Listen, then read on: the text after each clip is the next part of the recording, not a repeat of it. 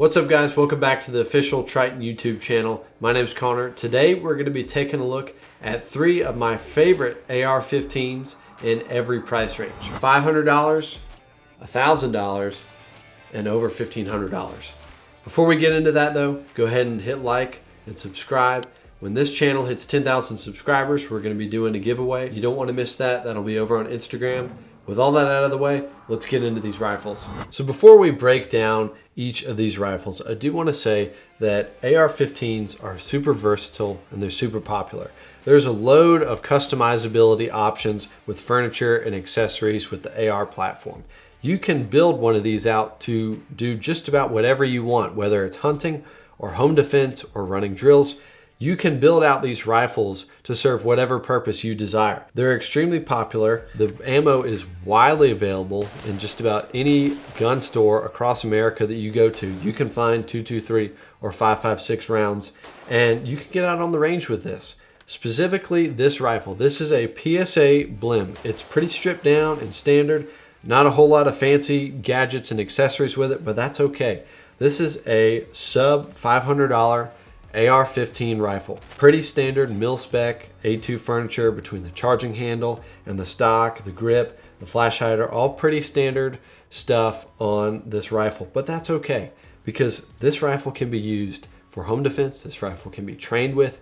You can work with this rifle. You can build this rifle out over time. You don't have to have the perfect rifle right off the get-go. Rifles are projects. It takes time to build them out. Over time, you're going to build your rifle. You're going to build it to whatever needs you have and what you desire. And maybe that changes over time. That's okay. This is a great entry-level, affordable AR-15 platform rifle. And to go with that affordable rifle, on top here, I've got an affordable optic. This is the Triton Navigator 1:4 LPVO. I really like this optic because, first of all, it's an LPVO. I'm an LPVO fan. I know that's an unpopular opinion, but I like the versatility. I like being able to have both the features of a dot and also be able to increase that magnification. This Navigator, as I said, it's not going to break the bank.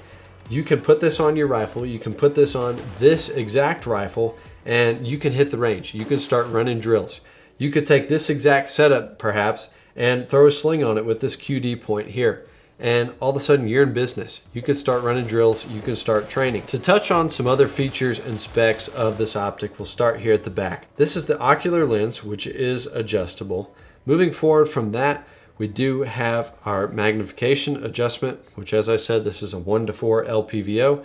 I've got it on a cantilever mount. My favorite part of this whole optic is that that mount comes in the box with the LPVO, so you don't have to worry about going out and finding one of those. Moving up front here, we have our turrets to adjust the windage and elevation on the optic. And then over here on this side, we do have the reticle brightness adjustment setting. This reticle has 6 different brightness settings. It is a BDC reticle, so you'll have plenty of information there. You'll have the whole Christmas tree to go through and dial in your shots. I know I've said it several times now, but I truly cannot recommend this setup enough to anyone who's a first-time AR-15 buyer. There's a lot to love here. I don't think you will be dissatisfied with anything here on the table. This is a great rifle to start out with. This is a great optic to get you started shooting with. With that, let's move on to the next price range. So moving along here, we're now in this sort of mid-tier price range for rifles. This is around $1,000, give or take. Here in front of me, I have the IWI Zion. At the time that we're filming this, you could find this guy online for around $800. With that being said though, let's talk about some of these specs and features of this build. So starting at the back here, one of the really cool things about the IWI Zion is that it comes out of the box with B5 furniture here on the back. I really like this B5 stock. The cheek rest is super comfortable, and it's also got QD points, so if you want to add a sling, you can easily do that. Moving forward here to the front of the rifle, we've got Picatinny all across the top. We have a free-floating rail, which has M-LOK, not just at the 3, 6, and 9, but if you look closely, you can see it's actually got that M-LOK wrapped all the way around the rail. Moving on up, we do have a Magpul vertical foregrip, which is a nice addition. Again, adding a little bit of furniture, a little bit of accessories off of that. base build. We also have a Streamlight flashlight, which up top here has a pressure pad. So in conjunction with your foregrip, you've got a nice place to put your hand and also control your flashlight. So moving all the way up front here, we do have a QD muzzle brake. So if you desire to run this rifle suppressed like I do, you can quickly take your suppressor on and off. All in all, this is a really good rifle for anyone who wants to sort of bat into that mid-tier range. Be it someone who already has more of a budget-friendly AR and they want to upgrade a little bit, or maybe someone who's looking to not get the least expensive rifle on the market. This is a good middle ground rifle that's going to run well. It comes with a lot of the upgrades you would tend to do to one of those more budget-friendly rifles, and there's just not a lot of complaining you can do. So jumping up to the optic I selected for this rifle build, this is a Triton Nexus 3-9. This is more of a long range scope, and that speaks to this rifle as a whole. This is really more of a general purpose rifle. You could try and run drills with this, but this is a little bit more of a long range scope. This is going to allow you to stretch your legs a little bit and maybe do a little bit of long range shooting, maybe a little bit of hunting. But let's talk about this optic a little bit. Here at the back, we do have the ocular lens adjustment. Moving forward, like I said, this is a 3-9 optic. This is a second focal plane optic. You can adjust that magnification range here. Moving forward, it does come with scope rings, so you don't have to worry about that when you purchase this optic. Moving forward from that, we do have our turrets to adjust windage and elevation. They come with caps, so you just pop those caps off and then you can make your adjustments. On the other side here, we do have the control for your brightness on your reticle. This has 6 different brightness illumination settings. Another feature I really like on this optic is the alignment lines. So when you are setting this thing up, when you are trying to get your scope dialed in, you can use those alignment lines to help make sure that you are level. Moving all the way up to the front here, we do have a parallax adjustment ring. So all in all, this is a really solid mid-range setup. With that out of the way though, let's jump to a really bougie rifle setup. So we've now arrived at this sort of $1,500 plus category of rifles. Here in front of me, this is a American Defense Manufacturing AR-15. To break it down a little bit, we've got Magpul furniture here on the back with the stock and with the grip.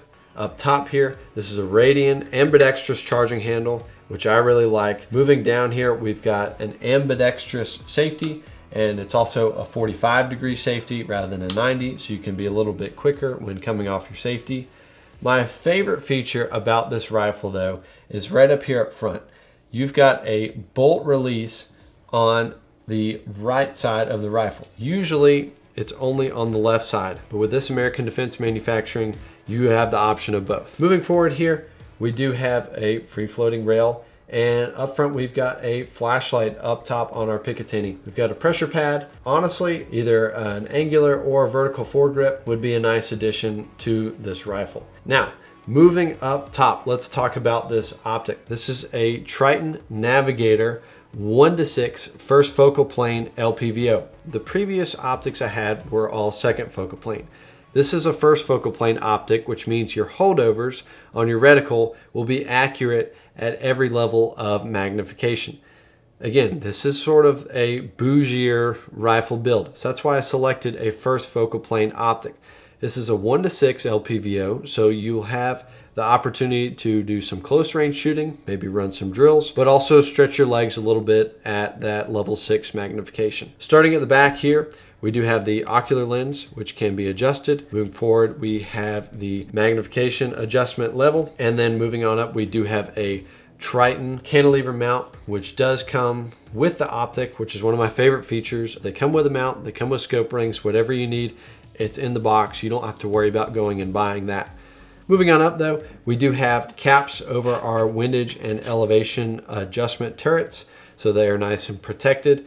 And then over on this side, we do have the brightness adjustment dial for the reticle itself. We've got 6 different brightness settings available. So all in all, with this rifle, there's not much here that's not to love. This is a very durable, reliable, trustworthy rifle. I feel like I could throw this thing in the sand and it would still run. That being said, that dependability and reliability and toughness, you do pay a pretty penny for it. There is a steep price tag associated with this. But honestly, if you were to spend the money on this rifle, you would not be disappointed. So comment down below and let me know which rifles you guys would pick for all three of the categories we have today. What would be your pick for a budget-friendly rifle? What would be your pick for a mid-range rifle? And what would be your selection for a high-end bougie AR-15? Let me know down below in the comments. But ultimately, the best rifle for you is the one that you will use and the one that you will train with. So regardless of what price point that puts you at, having a rifle is better than not having a rifle. Having a rifle that you train with and that you get out on the range with and use is better than anything. So with that, we'll see you guys on the next video. Don't forget to like and subscribe.